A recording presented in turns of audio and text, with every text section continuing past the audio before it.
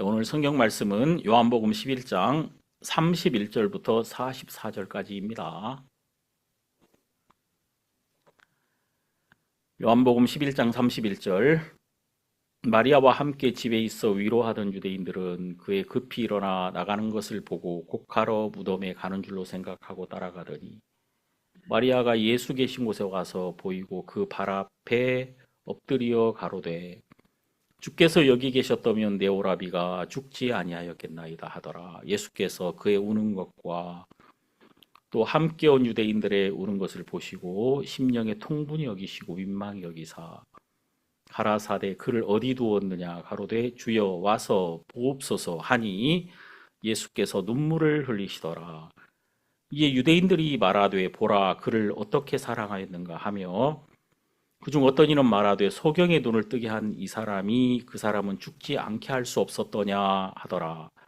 이에 예수께서 다시 속으로 통분히 여기시며 무덤에 가시니 무덤이 굴이라 돌로 막았거늘 예수께서 가라사대 돌을 옮겨 놓으라 하시니 그 죽은 자의 누이 마르다가 가로되 주여 죽은 지가 나흘이 되었으며 벌써 냄새가 나나이다. 예수께서 가라사대 내 말이 네가 믿으면 하나님의 영광을 보리라 하지 아니하였느냐 하신대 돌을 옮겨 놓으니 예수께서 눈을 들어 우러러 보시고 가라사대 아버지여 내 말을 들으신 것을 감사하나이다. 항상 내 말을 들으시는 줄을 내가 알았나이다. 그러나 이 말씀하옵는 것은 둘러선 무리를 위함이니 곧 아버지께서 나를 보내신 것을 저희로 믿게 하려 함이니이다. 이 말씀을 하시고 큰 소리로 나사로야 나오라 부르시니 죽은 자가 수족을 배로 동인 채로 나오는데 그 얼굴은 수건에 쌓였더라. 예수께서 가라사대 풀어놓아 다니게 하라 하시니라. 44절까지 읽었습니다. 우리가 요한복음 11장은 요한복음에 나오는 7번째 표적입니다. 이 요한복음은 7번으로 모든 것을 정리를 해놓고 있거든요. 예수님이 진리를 말씀하실 때, 증거하실 때 나는 무엇이다. 에고 에이미 이렇게 말씀하셨단 말이에요. 요한복음 4장에 수가성의 여인이 메시아 곧 그리스도라 하는 이가 오실 줄을 내가 아노니 그가 오시면 모든 것을 내게 구하시리이다. 예수께서 대답하여 가라사대 네게 말하는 내가 그로라. 그 내가 그로라 이게 에고 에이미거든요. 내가 바로 나다. 나는 나다. 이게 여호와라는 말인데 하나님이 출애굽기에 하나님의 이름을 여호와로 나타냈단 말입니다. 나는 스스로 있는 자다. 영어 성경에 I am who I am, I am that I am 이렇게 말하는 거죠. I am이다. 나는 I am이다. 이게 요한복음에서는 굉장히 분명하게 이제 설명이 되고 있죠. 요한복음은 창세기와 굉장히 닮았죠. 창세기 1장 1절과 요한복음 1장 1절은 거의 같은 이야기라고 볼 수 있을 만큼 이게 닮았단 말이에요. 그리고 지금 요한복음을 가만히 이렇게 읽어보면 구약 성경을 다 예수님으로 풀어놓고 있는 이야기예요. 그러니까 창세기, 출애굽기, 레위기, 민수기, 신명기를 요한복음에서 답을 다 거기다 달아놨다니까요. 요한복음에. 그 모든 이야기들의 답이 요한복음에 다 나타나고 있다는 겁니다. 유월절에 대한 이야기도 있고 또 초막절에 대한 이야기도 있고 또 수전절에 대한 이야기도 있고 그 모든 것 유월절의 중심도 예수님이시고 초막절의 중심도 예수님이시고 수전절의 중심도 예수님이시다. 그러니까 예수님으로 다 해결이 되는 거예요.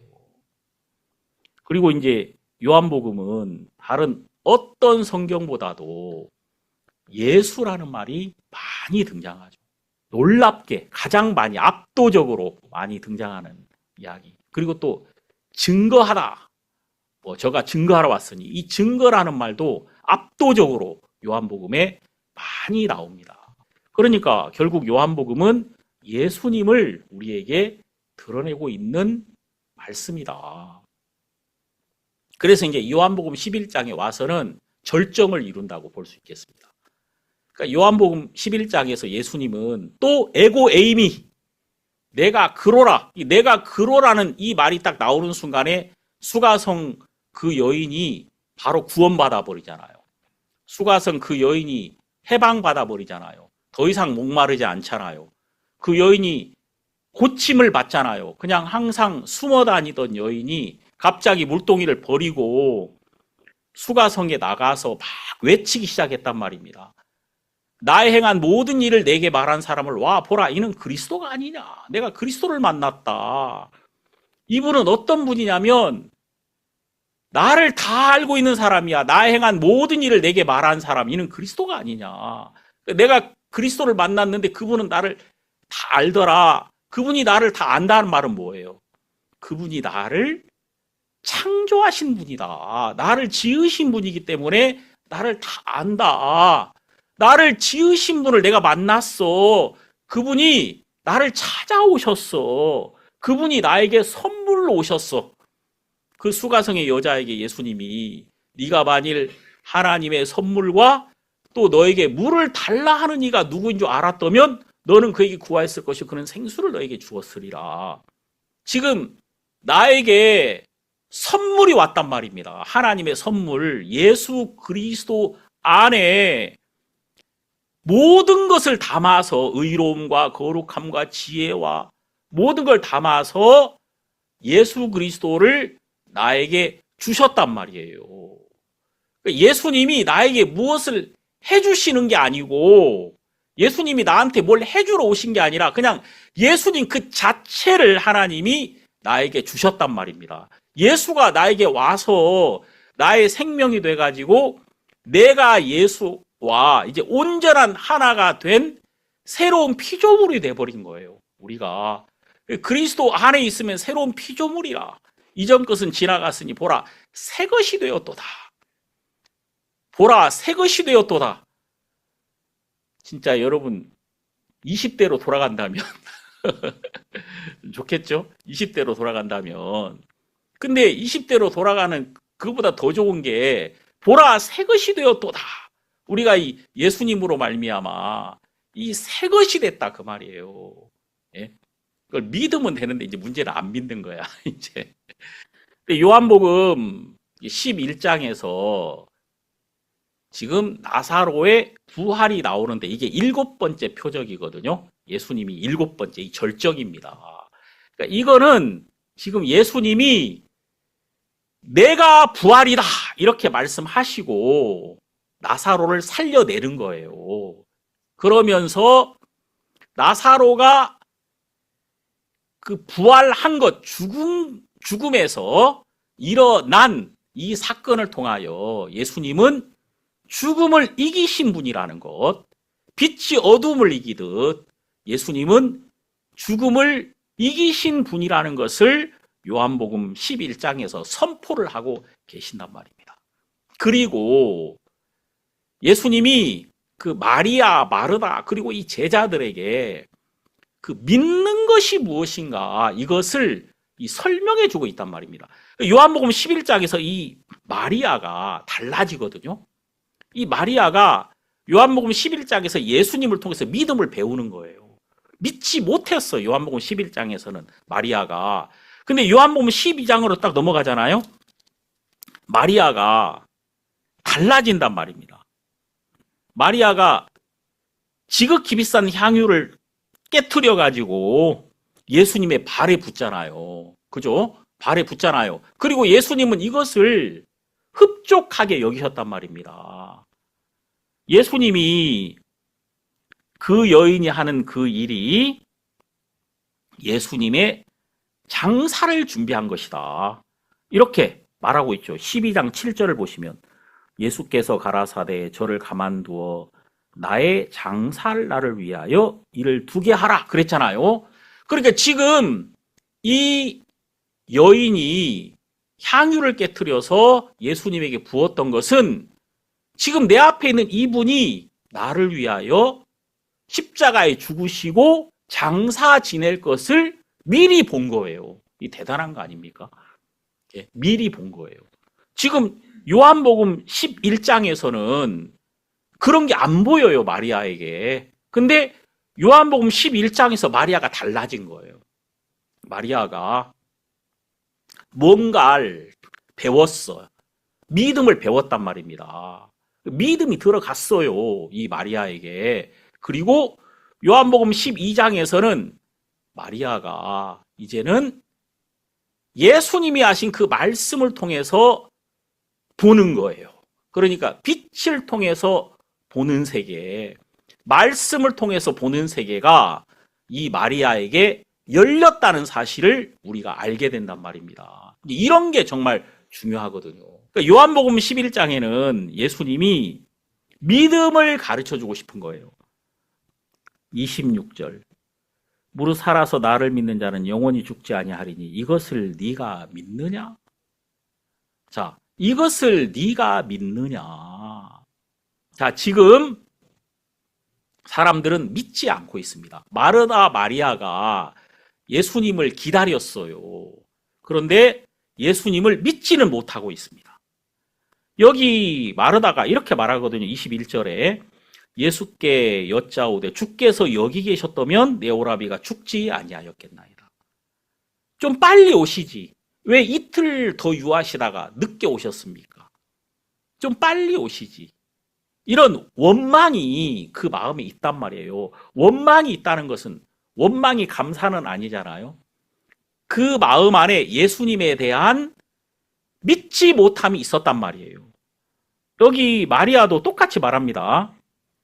32절 마리아가 예수 계신 곳에 와서 보이고 그 발 아래 엎드려 가로되 주께서 여기 계셨다면 내 오라비가 죽지 아니하였겠나이다. 똑같이 예수님 좋은데 지금 와서 좋긴 한데 좀 빨리 오시면 내 오라비가 죽지 아니하였겠나이다. 그러니까 마리아 마르다의 마음 속에서 나사로가 죽었단 말이에요. 그 말 이해 가시죠?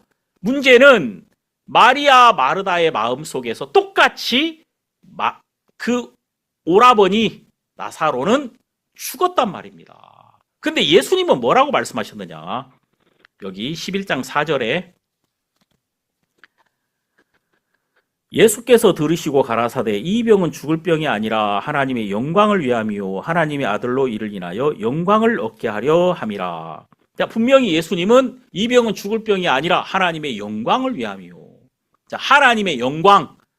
하나님의 영광을 위함이라는 것은 하나님의 영광은 바로 누구냐면 예수 그리스도시거든요. 자, 우리 요한복음 1장에 14절에 말씀이 육신이 되어 우리 가운데 거하심에 우리가 그 영광을 보니 아버지의 독생자의 영광이요 은혜와 진리가 충만하더라. 자, 여기 보면 하나님의 영광이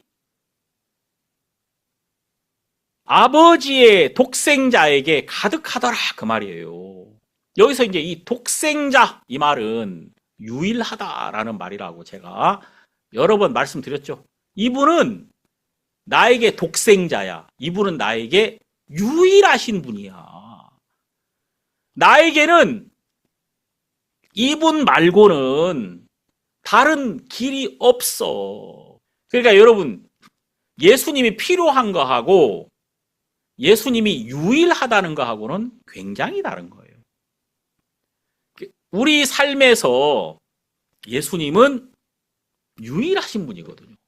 내가 지금 예수님 한 분이라야 나는 하나님 앞에 설 수 있는 것이고, 내가 지금 기쁘고 감사하고 행복한 이유는 예수님 한 분 때문이란 말입니다. 뭐 다른 것 때문에 내가 형편이 좋거나 또 내 몸이 뭐 아프거나 이런 뭐 여러 가지 나에게 있는 조건이 있지만 내가 하나님 앞에 서려면 나는 오직 이 유일하신 분, 예수님으로만 설 수 있는 거거든요.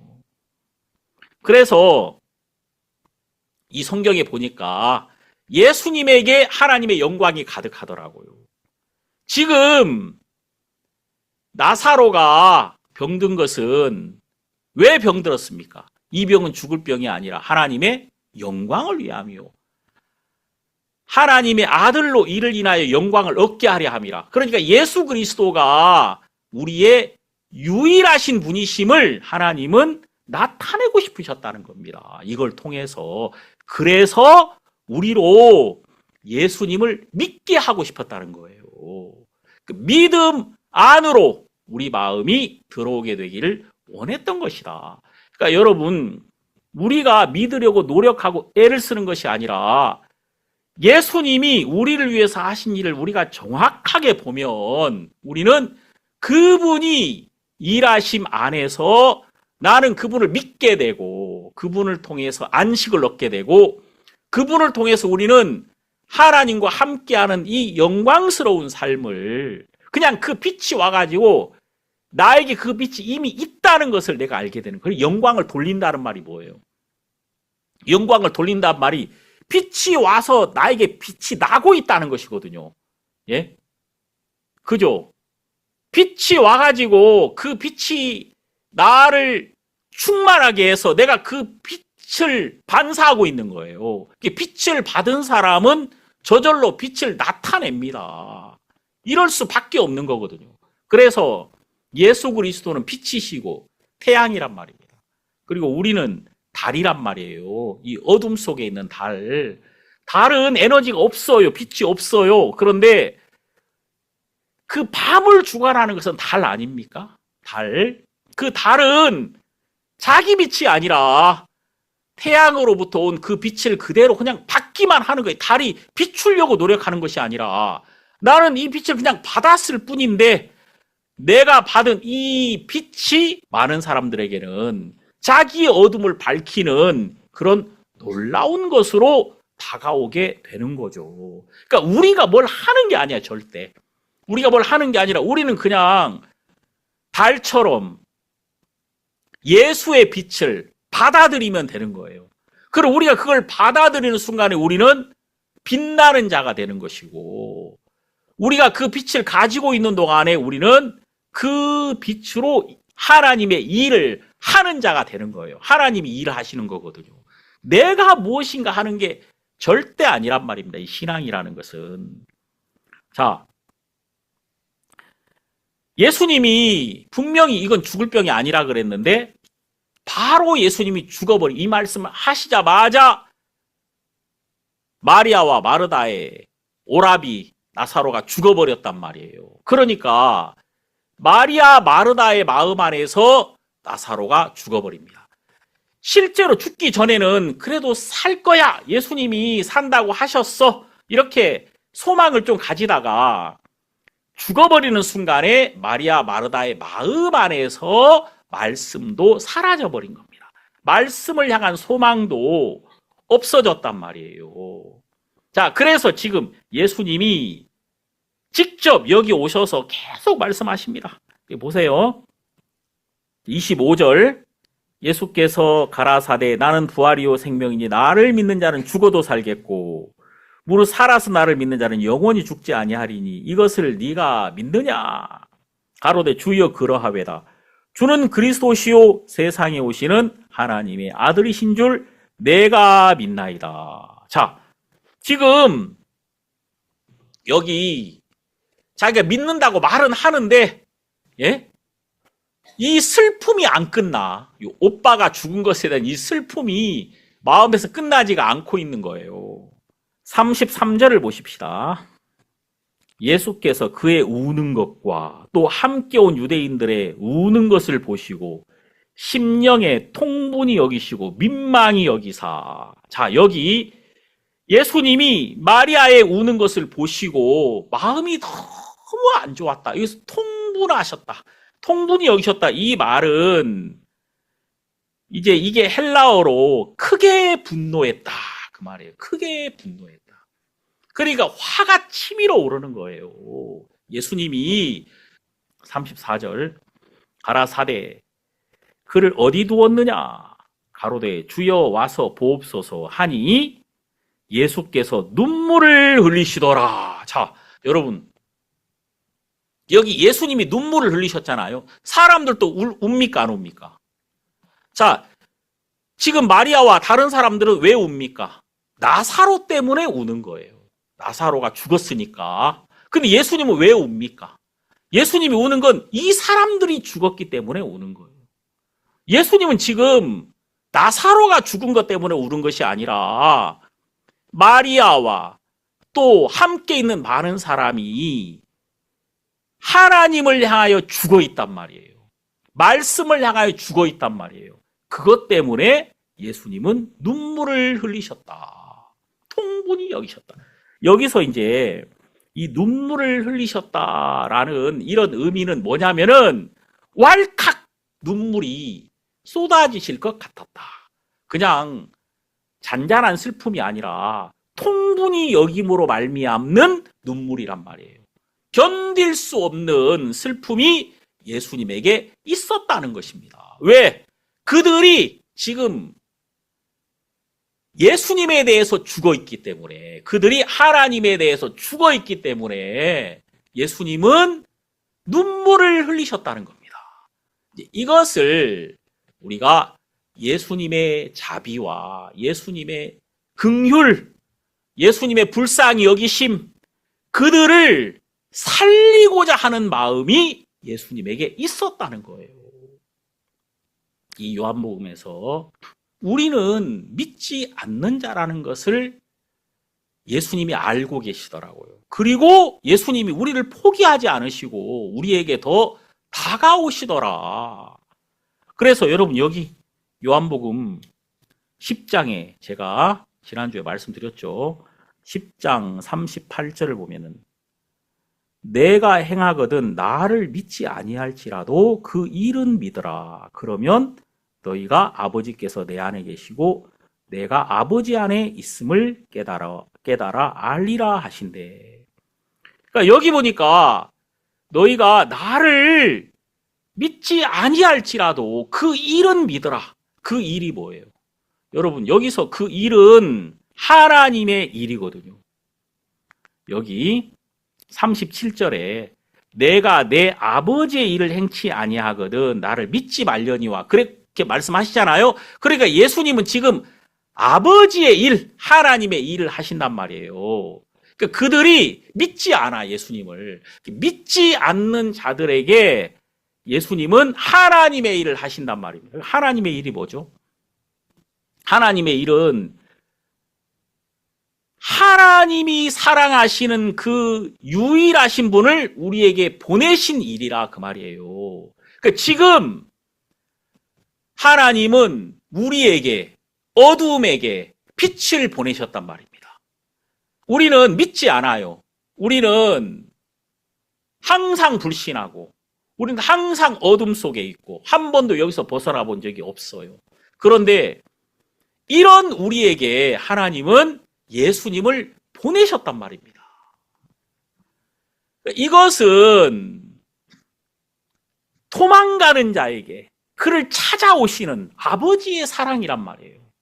도망치는 자에게, 탕자에게, 탕자가 집을 나가는 순간부터 아버지는 밤마다 문 열어놓고 마음 졸이시며 나간 자식 돌아오기를 밤새 기다리신다. 그게 우리 하나님의 마음이란 말이에요. 믿지 않는 자가 너무 불쌍한 거예요. 그래서 지금 여기 요한복음 11장에 예수님이 눈물을 흘리시더라고요. 왜냐하면 그들이 하나님을 향해 죽어 있음이, 불신의 영역에 잡혀 있음이 보이니까 예수님이 견디지 못하는 슬픔을 가지시더라. 그래서 이 예수님의 열심이, 예수님의 긍휼이 우리를 찾아오신 거예요. 그래서 우리를 건져내신 거다. 여러분, 물에 빠진 자는 살려달라는 말도 못합니다. 어떻게 살려달라는 말을 합니까? 감각이 없는데, 이미 죽어가고 있는데 그 사람은 자기의 상태를 알 수 없단 말이에요. 로마서 5장을 보면 여기 5장 6절, 우리가 아직 연약할 때에 기약대로 그리스도께서 경건치 않은 자를 위하여 죽으셨도다. 8절, 우리가 아직 죄인 되었을 때에 그리스도께서 우리를 위하여 죽으심으로. 그 다음에 10절, 곧 우리가 원수 되었을 때 그 아들의 죽으심으로 말미암아 하나님으로 더불어 화목되었은즉. 자, 여기 보니까 우리가 연약할 때, 우리가 죄인 되었을 때, 우리가 원수 되었을 때 아들의 죽으심이 나타났다. 다시 말해서 예수님은 십자가에 오신 거예요. 하나님이 그 아들을 십자가에 보내셨다는 것은 우리의 저주받은 자리에 깊이 하나님의 사랑이 도달했다는 것입니다. 마치 뿌리가 아래로 뻗어야 아래로 뻗은 만큼 위로 가지가 올라오는 거 아니겠습니까? 그렇죠? 그 뿌리가 아래로 깊이 뻗어야 위로 가지가 올라오고 열매가 나타나는 것처럼 하나님의 사랑이 우리를 향하여 먼저 깊이 우리를 찾아오신 거예요. 이것은 우리의 행위, 또 우리의 선한 모양, 이 어떤 모양으로 말미암은 것도 아니고 그냥 우리의 악함을 인하여 하나님의 사랑이 나타난 거예요. 우리의 더러움을 인하여, 우리의 원수됨을 인하여 하나님의 긍휼이 우리에게 깊이 내려오게 되었다는 겁니다. 그래서 우리는 그 예수님의 그 눈물에서 죽어있는 자를 향한 하나님의 긍휼, 정말 소망 없는 자, 감각이 하나도 없는 자를 향하여 예수님이 눈물을 흘리시더라는 것입니다. 그리고 그 예수님이 우리를 위하여 그분이 하나님의 일을 나타내시고 믿지 않는 자의 마음에 빛을 비추셔서 그 마음을 돌이키게 하시더라. 37절, 그중 어떤 이는 말하되 소경의 눈을 뜨게 한 이 사람이 그 사람은 죽지 않게 할 수 없었더냐 하더라. 자, 이런 말을 왜 합니까? 아니, 소경의 눈도 띄웠잖아. 한번 살려봐. 죽은 사람 한번 살려봐. 예? 근데 왜 지금 죽게 내버려 둔 거야? 조롱하잖아요. 왜 조롱하죠?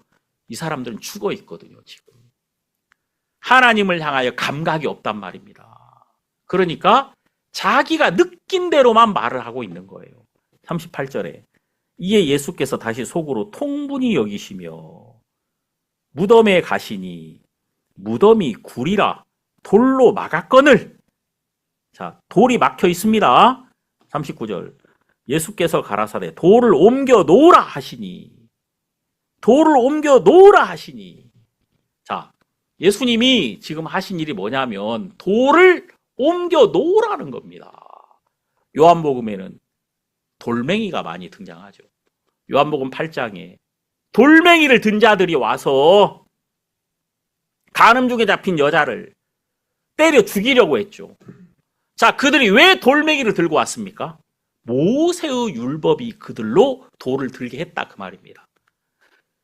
여러분, 그 돌판에 율법이 기록돼 있잖아요. 돌판에. 그 돌판에 기록된 그 율법이 그들로 돌을 들게 했다, 그 말이에요. 그러니까 그 돌에게서 돌이 나온 거야. 그 말 이해가시죠? 돌에게서 돌이 나왔다. 이 돌이 뭘 막고 있다고요? 빛을 막고 있는 거예요. 돌이. 자, 그런데 요한복음 11장으로 와서 예수님이 뭐라고 하시냐면은 38절에 이에 예수께서 다시 속으로 통분히 여기시며 무덤에 가시니 무덤이 굴이라 돌로 막았거늘 그랬잖아요. 그러니까 여기 보니까 이 돌이 또 예수님을 막고 있는 겁니다. 나사로가 이 돌 안에 있는 거예요. 나사로는 믿지 않음으로 인하여, 사람들이 믿지 않음으로 인하여 돌 안에 갇혀버렸단 말입니다. 예수님이 그 돌을 옮겨 놓으라 이렇게 말씀하시더라고요. 여기 39절 예수께서 가라사대 돌을 옮겨 놓으라 하시니, 돌을 옮겨 놓아라. 자, 이게 무슨 의미일까요? 돌을 옮겨 놓아라. 예수님과 이 죽은 자 사이에 돌이 있단 말이에요. 이 돌이 있는 동안에는 말씀이 안 들어가. 말씀이 막혀 있단 말입니다. 이 돌에. 그래서 예수님이 이 돌을 옮겨 놓으라고 하신 거예요. 그러니까 이 돌은 바로 무엇이냐면 율법을 말하고 있는 것이라는 거 우리가 알게 된단 말입니다. 사람들이 들고 있는 이 돌은 그 율법에서 나온 것처럼 지금 이 말씀을 가로막는 게, 예수님이 분명히 이거 죽을 병이 아니라 그랬거든요. 그럼 죽을 병이 아니라는 그 말씀을 믿었다면 나사로를 돌 안으로 집어넣어 놓지 않겠죠.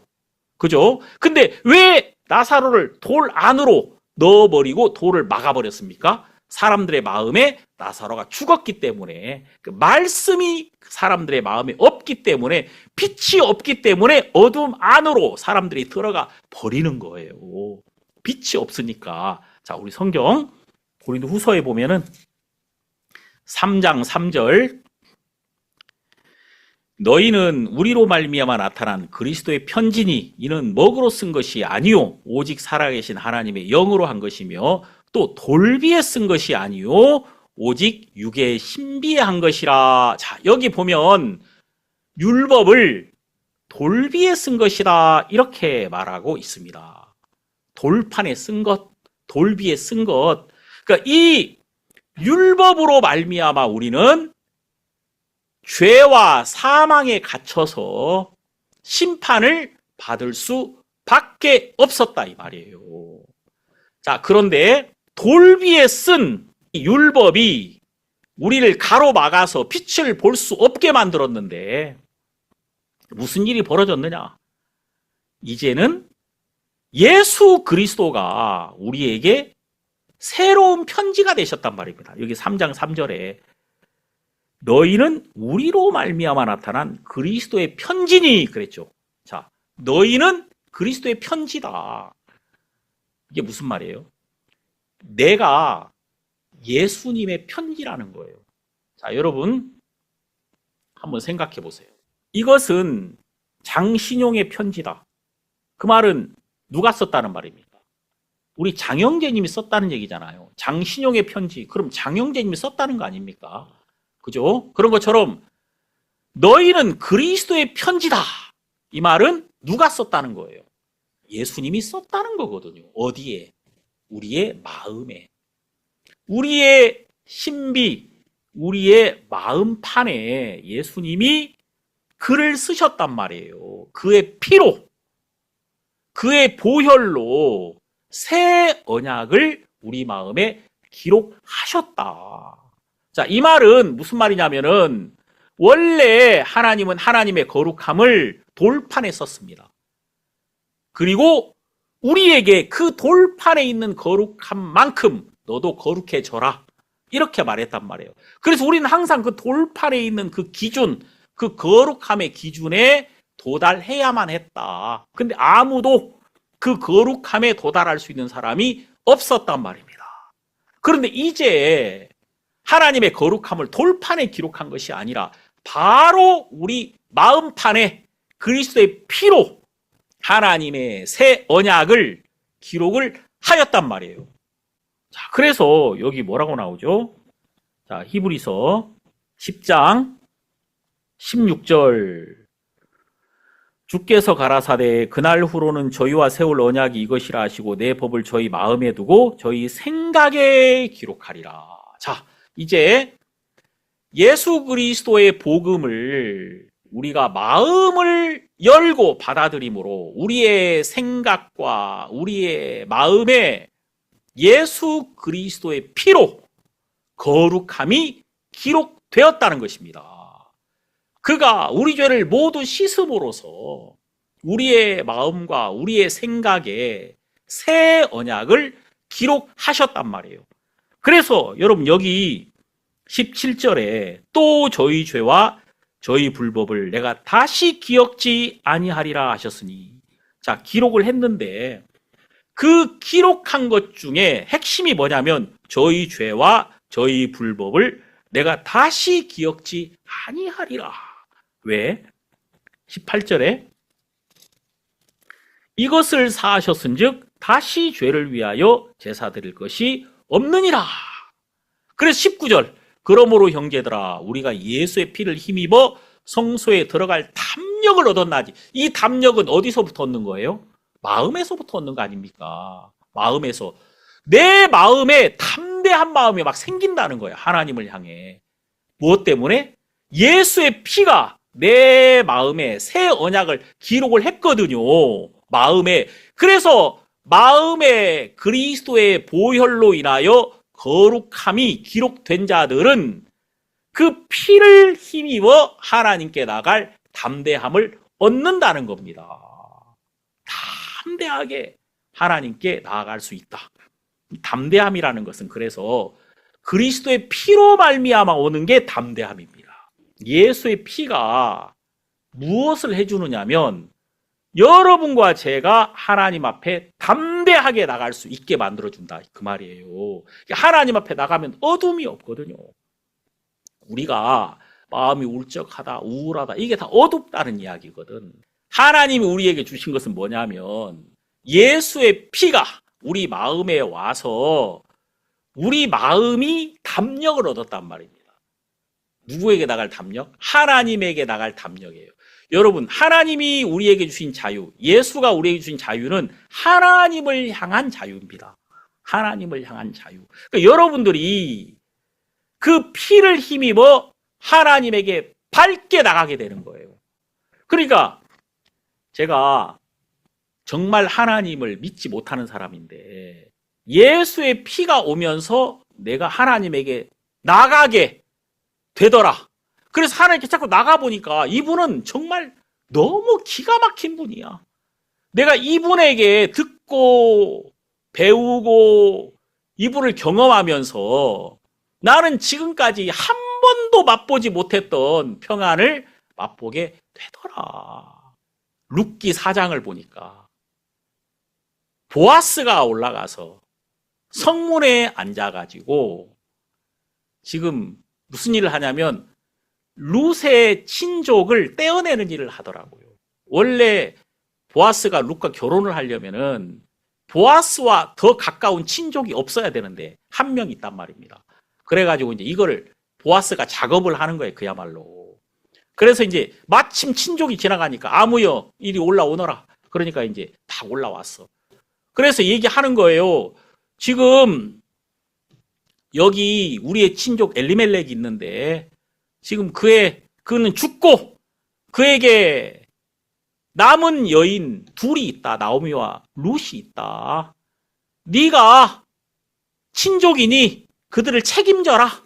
그랬더니 이제 그 친족이 처음에는 책임지려고 그랬어. 왜냐면은 그 땅을 탐냈단 말입니다. 그 땅 그걸 차지하고 싶은 거예요. 근데 보아스가 뭐라고 말하냐면 네가 그 땅만 가져가야 되는 게 아니라 그 여인 룻도 네가 함께 취해야 된다. 그러니까 딱 그게 부담스러운 거예요.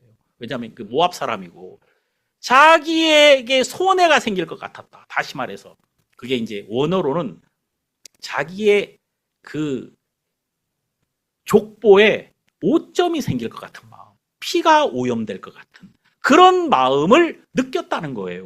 모압 사람이니까. 그래서 이제 거절했단 말입니다. 손익계 산에 의하여 그 친족은 거절했다 그 말이에요. 여러분, 거기서 말하는 친족이 누구냐면 나의 친족이 누구냐면 나와 예수님 사이를 가로막고 있는 이 친족이 바로 나의 육신이란 말입니다. 이 육신. 내 영혼이 지금까지 육신을 따라왔단 말입니다. 이 친족이 육신이란 말이에요.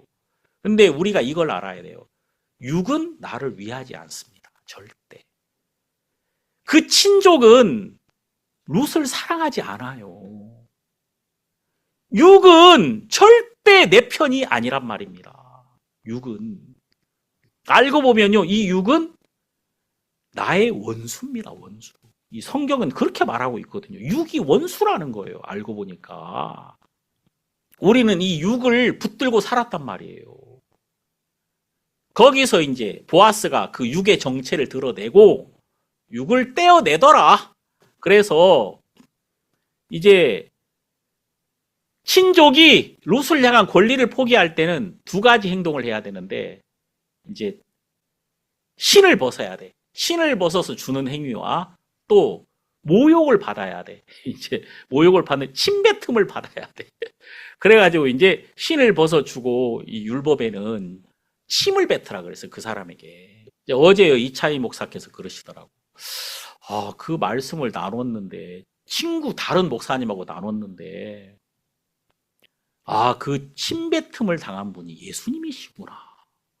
예수님이 실제로 침뱉음을 받으셨거든. 예수님이 신발이 벗기우시고 옷이 벗겨졌거든. 정말 예수가 나에게 온전히 오셔서 내 육신을 입으시고 침뱉음을 받음으로 이 나의 원수, 이 육을 온전히 제해 주셨구나. 예수님이 십자가에 못 박히심으로 내 육이, 나의 원수가 십자가에서 제거됐구나. 그 말씀을 친구하고 이제 나눴다고 하시더라고요. 예수님은 침뱉음을 받으셨거든요. 그래서 그분이 정말 우리의 육을 온전히 제하시고 우리가 지금까지 붙들고 있던 이 육이 더 이상 우리를 향하여 권리를 행할 수 없도록 십자가에서 그 육을 함께 멸하시는 일을 하셨다. 그래서 갈라디아서 2장 20절에 내가 그리스도와 함께 십자가에 못 박혔나니 이렇게 말씀하고 계신 거거든요. 보아스가 룻을 온전히 사랑해서 모든 백성 앞에서 그의 모든 값으로 그의 전부를 내어놓고 그 여인을 자기의 아내로 속량하더라 그 말입니다. 이것은 왜 그게 가능했냐면요. 이 보아스는 자기 어머니가 라합이었단 말입니다. 자기 어머니가 그 여리고의 기생 라합이었어요. 그는 누구보다도 하나님이 어떤 분이신지 하나님의 마음을 그대로 가지고 있는 사람이란 말입니다.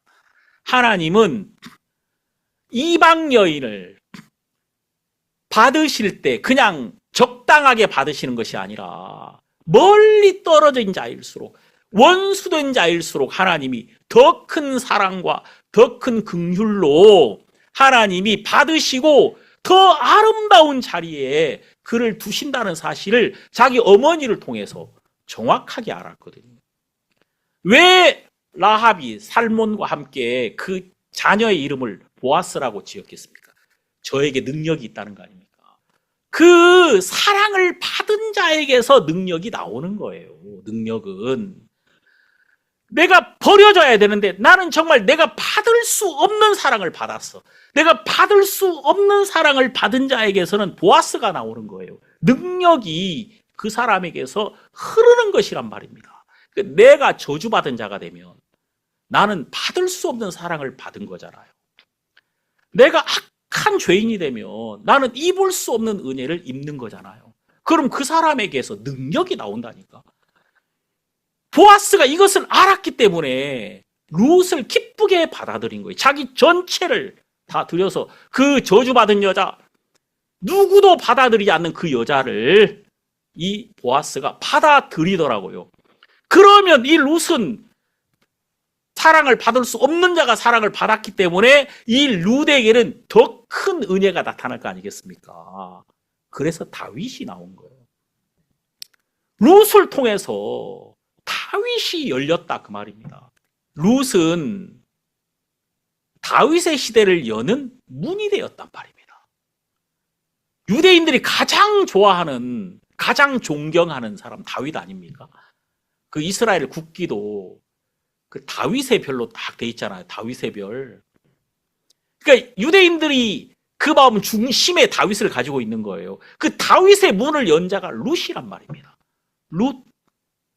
그 버려진 자, 소망 없는 자, 모압 사람, 누구도 거들떠보지 않는 그 여자. 그 여자가 사랑을 받음으로 그 여자는 다윗의 문을 여는 자가 되더라. 이것이 얼마나 놀랍습니까? 여러분, 실제로 우리는 돌문에 막혀있던 사람들이란 말이에요. 우리는 법 아래 항상 묶여 있었고, 우리는 우리의 행위로 하나님을 기쁘시게 할 수 없는 자였단 말입니다. 그러니까 율법 아래에 있다는 것은 돌 아래에 있다는 거예요. 돌비 아래에 있다는 것이다, 그 말입니다. 왜? 돌비는 항상 우리에게 네가 거룩해지라고 말합니다. 우리는 그 돌비가 원하는 그 거룩함에 도달하려 그러는데, 그 돌비가 항상 우리를 가로막아서 빛을 보지 못하게 했단 말입니다. 근데 그 돌을 옮겨 놓으라, 그런 거예요. 그 돌을 옮겨 놓는 것은 무엇이 옮겨 놓느냐면 예수 그리스도의 말씀이, 예수 그리스도의 빛이 그 돌을 옮겨 놓는 일을 하더란 말이에요. 여기 에베소서 한번 봅시다. 에베소서 이렇게 기록되어 있죠. 에베소서 제2장 13절, 이제는 전에 멀리 있던 너희가 그리스도 예수 안에서 그리스도의 피로 가까워졌느니라. 그는 우리의 화평이신지라 둘로 하나를 만드사 중간에 막힌 담을 허시고, 중간에 막힌 담을 허셨다. 돌을 치우셨다, 그 말이에요. 자, 15절, 원수된 것 의문에 속한 계명의 율법을 자기 육체로 폐하셨으니. 자, 여기 돌을 옮겨 놓았다, 그 말입니다. 이게 원수된 것, 자, 우리를 가로막고 있었던 것, 우리에게 빛을 비추지 못하게 했던 것, 그게 뭐냐면 의문에 속한 계명의 율법이었단 말이에요. 율법을 자기 육체로 폐하셨으니 이는 이 둘로 자기의 안에서 한 세 사람을 지어 화평하게 하시고. 자, 여러분, 여기 자기 안에서 한 세 사람을 지었다. 여러분, 이게 예수 그리스도의 하시고자 하는 일이었단 말이에요. 여러분과 예수가 그 사랑 안에서 온전히 하나가 되는 겁니다. 그리스도의 피로 말입니다. 여러분, 이 피만이 우리에게 오실 수 있거든요. 왜냐하면 피는 죄를 뚫고 올 수 있는 것이거든요. 왜냐하면 피 자체가 죄에 대한 싹시거든요. 예? 피가 뭐라고요? 죄의 싹시잖아요. 죄의 싹은 사망이니까. 그러니까 이 죄를 씻고 임할 수 있는 것은 피밖에 없는 거예요. 피 안에 심판이 있고 죄의 싹이 있기 때문에 그 피가 우리 마음에 흘러 들어와서 우리의 모든 죄를 씻어버리고 우리 마음판을 하나님의 사랑으로, 복음으로 말미암아 그 새 언약을 우리 마음에 기록하게 된 것이다. 이 성경에서 나오는 그리스도의 능력, 그리스도의 사랑이 우리 마음에 피로써 임했단 말입니다. 그러니까 여러분, 그리스도의 피가 우리 죄를 영원히 씻음으로써 우리가 그리스도와 하나가 돼버린 겁니다. 한 세 사람이 되었단 말이에요. 한 세 사람. 자, 우리 성경 요한계시록 20장을 보면 이렇게 나오죠. 4절. 또 내가 보좌들을 보니 거기 앉은 자들이 있어 심판하는 권세를 받았더라. 또 내가 보니 예수의 증거와 하나님의 말씀을 인하여 목배임을 받은 자의 영혼들과. 자, 여러분, 예수의 증거와 하나님의 말씀을 인하여 목배임을 받은 자. 여기에 실제로 목배임을 받은 자들도 말하고 있지만 예수로 말미암아 정확하게 십자가에서 예수와 함께 죽은 자들, 그 사람들은 목배임을 받은 자란 말이에요. 네 모가지가 날아가고 누구 목이 이제 내 머리가 된 겁니까? 예수의 머리가 내 머리가 되었단 말이에요. 그러니까 내 머리가 있으면 예수님의 머리가 오시면은 머리가 둘이 되는 거잖아요. 그러니까 이제 내 머리가 날아가야 되는 거지. 내 모가지가 날아가야 된단 말이에요. 내 모가지가 날아가고 예수님은 우리를 몸으로 부르셨다. 뭐로 부르셨다고? 몸으로 부르셨다. 그래서 여러분 교회는 그의 몸이니. 자, 머리 다 날렸어요. 머리 다 날리고 몸으로 부르셨다. 그래서 이제 예수 그리스도는 우리의 머리가 되신 겁니다. 자, 여기 뭐라고 말합니까? 이 4절 좀 더 읽어봅시다. 또 짐승과 그의 우상에게 경배하지도 아니하고 이마와 손에 그의 표를 받지도 아니한 자들이 살아서 그리스도로 더불어 1000년 동안 왕노릇하니. 자, 여러분 여기서 1000년 동안 왕노릇하는 자들이 나옵니다. 이 왕노릇한다는 말은 다스린다는 말이거든요. 자, 로마서에는 이런 말씀도 있어요. 로마서에 잠깐 보고 다시 온다면 로마서 5장에 보면은 17절 한 사람의 범죄를 인하여 사망이 그 한 사람으로 말미암아 왕노릇하였은즉 더욱 은혜와 의의 선물을 넘치게 받는 자들이 한 분 예수 그리스도로 말미암아 생명 안에서 왕노릇하리로다. 자, 여기 나오죠.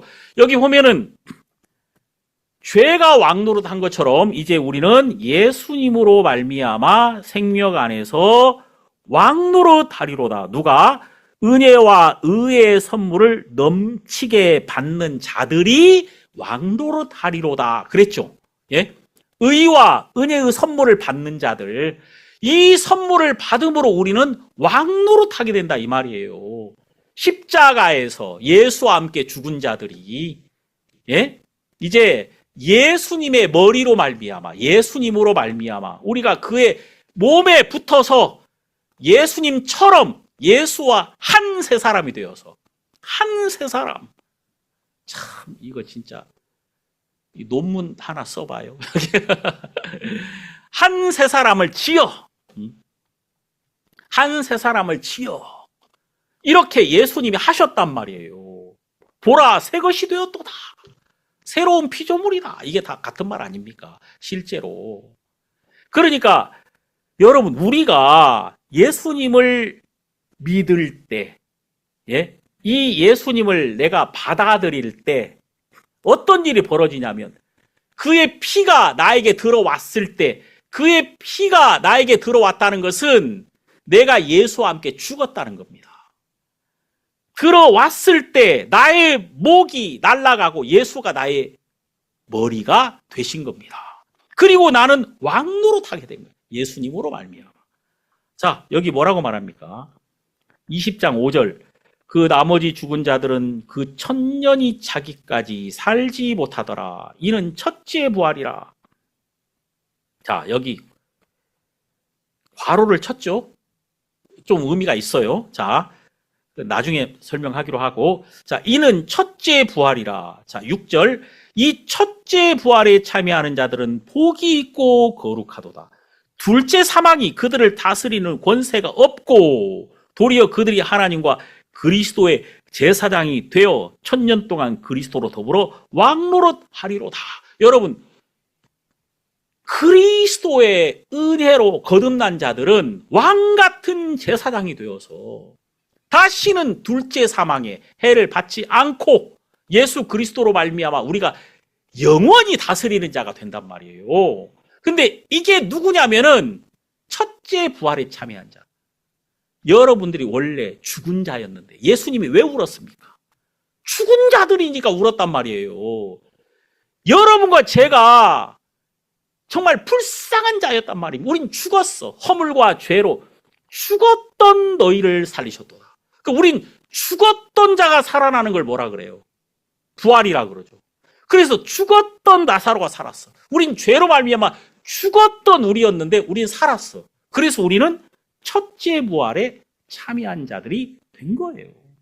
여기 6절 이 첫째 부활에 참여한 자들은 복이 있다.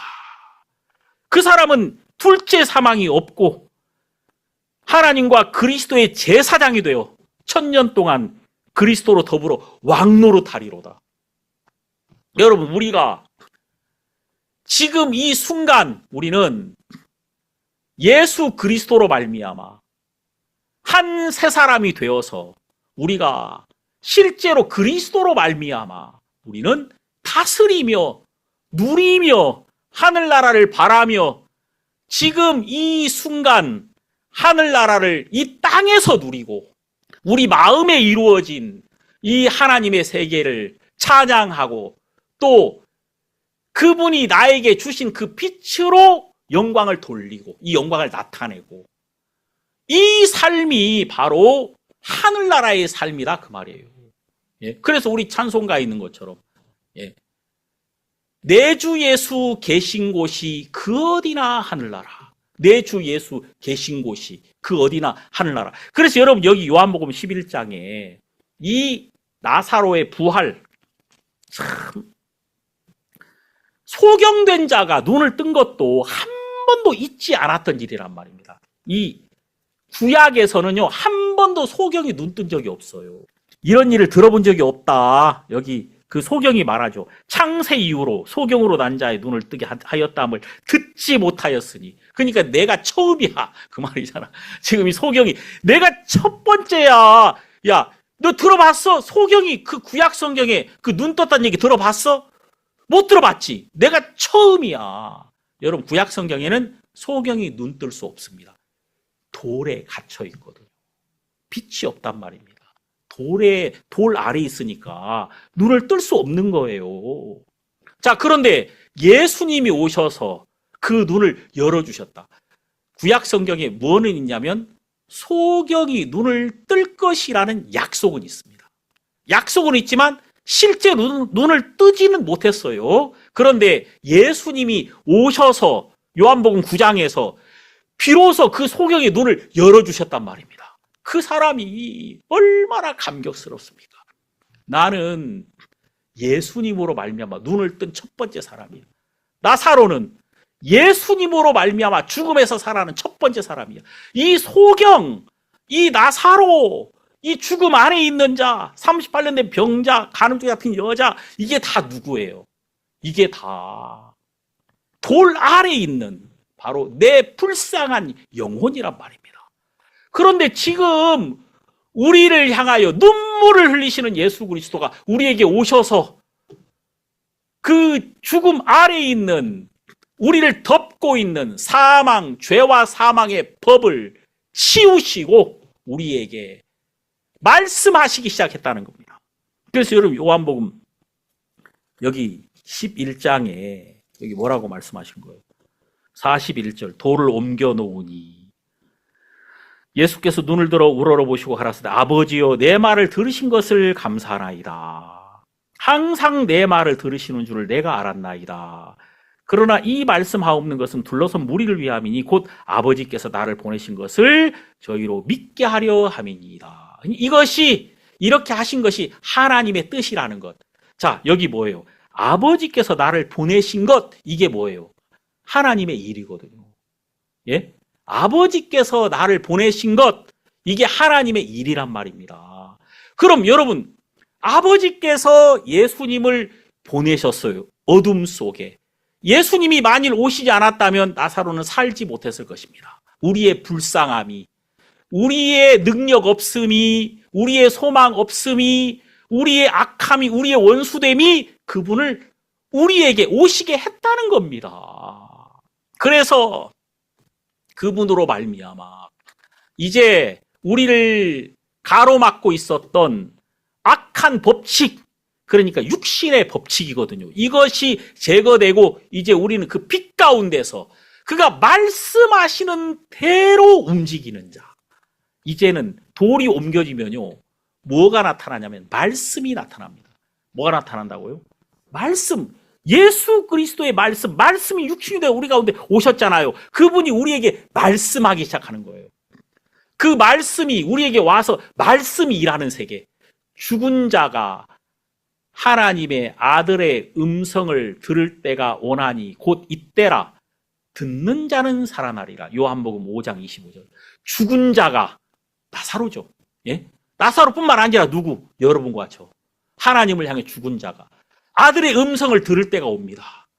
아들이 돌을 옮기시고 우리를 향하여 말씀하기 시작했다. 그 말씀이 나를 살려내는 거예요. 말씀이 오면, 말씀이 능력이 있어서 우리를 일으켜 세우고 우리가 모든 얼거매인 것에서 자유를 얻고 우리가 하나님을 향해 행할 수 있도록 우리를 이끌어 주시더라.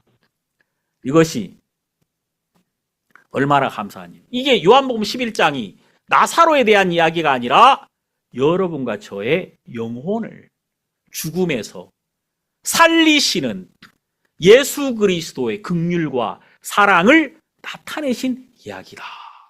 우린 여기서 나사로야 나오너라 이렇게 불렀다는 게 얼마나 감사합니다. 진짜 놀라운 건 예수님은 죽은 자를 살려내셨다. 그의 말씀으로, 말씀이 가서 예수의 말씀이 사망을 깨트리고 우리를 사망에서 생명으로 옮기는 일을 했더라고요. 요한복음 5장 24절에 진실로 진실로 너희에게 이르노니 내 말을 듣고 또 나 보내시를 믿는 자는 영생을 얻었고 심판에 이르지 아니하나니 사망에서 생명으로 옮겼느니라. 말씀이 우리에게 오니까 말씀이 우리를 옮겨주시더라고요. 내가 옮기는 게 아닙니다. 말씀이 와서 나를 살리시고 나를 옮겨주시더라. 그래서 여러분, 그분이 말씀하셨다면 그렇게 된 거예요. 이게 새 언약입니다. 예수님과 하나 된 새로운 피조물이 된 우리의 삶이란 말이에요. 예수님이 말씀하시면 그 말씀이 바로 내가 되는 거예요. 말씀이 그대로 되는 거니까 항상. 정말 사람들의 마음속에 항상 뭐가 있냐면요. 내가 행해야 되겠다는 마음, 나에게 조건을 찾는 마음. 율법이라는 게 뭐예요? 율법이라는 게 나를 바라보게 하는 거잖아요. 왜? 율법을 지키려면 내가 조건이 있어야 되거든. 항상 나를 바라보게 했는데 이제는 우리가 나를 바라보지 않고 주님이 뭐라고 말씀하셨는지 그것만 보는 겁니다. 우리가 이 땅에서 예수님과 함께 왕노릇하는 그런 은혜를 여러분과 저에게 주신 우리 주님께 감사하고 영광을 돌립니다. 기도하겠습니다. 하나님 아버지 고맙습니다. 우리를 구원하시고 이 은혜 안에 두신 것을 감사드리고 나사로를 살린 것처럼 허물과 죄로 죽었던 너희를 살리셨도다. 그 긍휼의 큰 사랑을 인하여 허물로 죽은 우리를 살리셨고 이제 우리가 구원을 얻음으로 예수 그리스도와 하나가 되어서 하나님을 섬길 수 있는 이 영광의 아들의 자유를 주심에 감사합니다. 우리 모든 성도님들 이 자유로 항상 기뻐하게 하시고 또 하나님의 복을 누리게 하소서. 이제 우리가 종노릇하는 자가 아니라 그리스도와 함께 왕노릇하는 자가 되어 하나님 안에서 행할 수 있도록 우리 모든 성도님들에게 은총을 더하소서. 우리 주님께 감사드리며 예수님 이름으로 기도드립니다. 아멘.